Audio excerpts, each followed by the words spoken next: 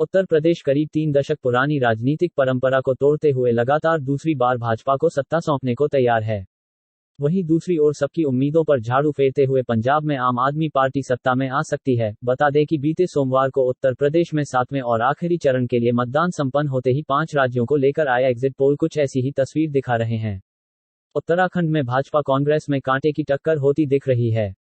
हालांकि अनुमान है कि भाजपा सरकार बचा लेगी। गोवा में ज्यादातर एग्जिट पोल त्रिशंकु नतीजों का अनुमान लगा रहे हैं और मणिपुर में भाजपा कांग्रेस से आगे खड़ी दिख रही है। यूपी, उत्तराखंड, पंजाब, मणिपुर और गोवा में मतदान के बाद अब नजरें चुनाव नतीजों पर हैं।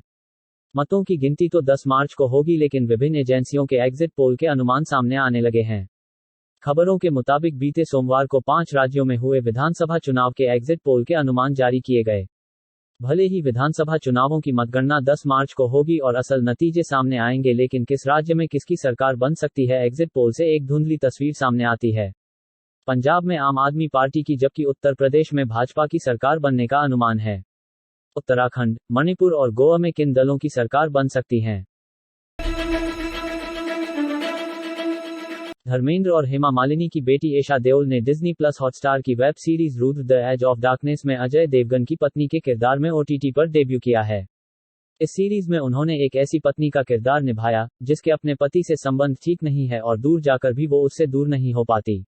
एशा बॉलीवुड में अभिनेत्रियों को मिल रहे दमदार किरदारों को लेकर काफी खुश हैं और मानती हैं कि यह वक्त एक्ट्रेसेज के लिए अच्छा है। बता दें, इस पर एशा ने कहा कि बॉलीवुड अब वैसा नहीं रहा जैसा मेरे शुरुआती दिनों में हुआ करता था।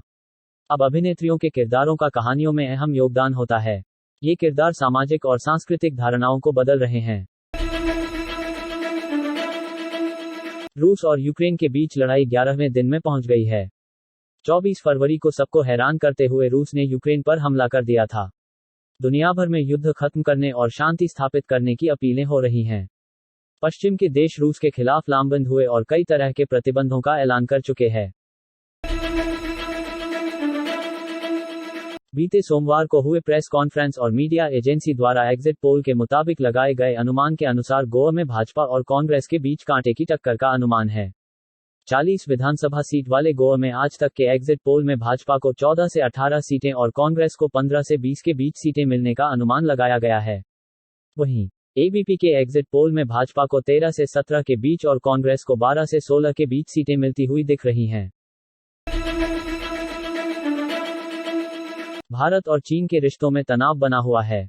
इस बीच चीनी विदेश मंत्री वांग ने कहा कि कुछ ताकतों ने हमेशा अमेरिका के संदर्भ में चीन और भारत के बीच तनाव पैदा करने की कोशिश की है। बता दें कि चीनी विदेश मंत्री वांग यी ने बीते सोमवार को कहा कि उनका देश रूस व यूक्रेन के बीच जारी मौजूदा संकट में मध्यस्थता करना चाहता है। बीजिंग में चीन की विदेश नीति व अंतर्राष्ट्रीय संबंध विषयक पत्रकार वार्ता में यी ने कहा, चीन शांति वार्ता के लिए सकारात्मक भूमिका निभाना को तत्पर है और अंतर्राष्ट्रीय समुदाय के साथ मिलकर काम करना चाहता है।